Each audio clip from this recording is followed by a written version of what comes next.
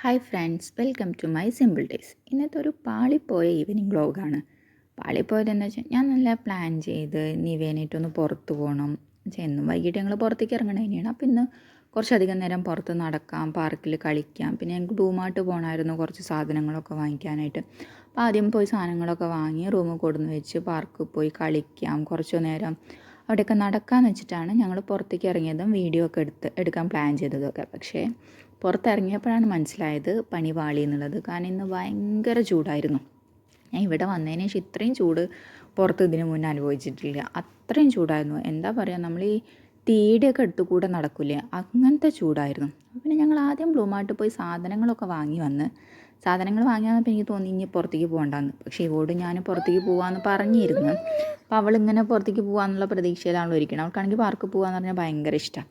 പിന്നെ എന്തായാലും അവളെ കൊണ്ടൊന്ന് പുറത്ത് പോകാമെന്ന് വെച്ച് ഞങ്ങൾ പാർക്കിൽ പോയി കുറച്ച് നേരമൊക്കെ ഒന്ന് പാർക്കിൽ കളിച്ചു. അത്രയേ ഉള്ളൂ.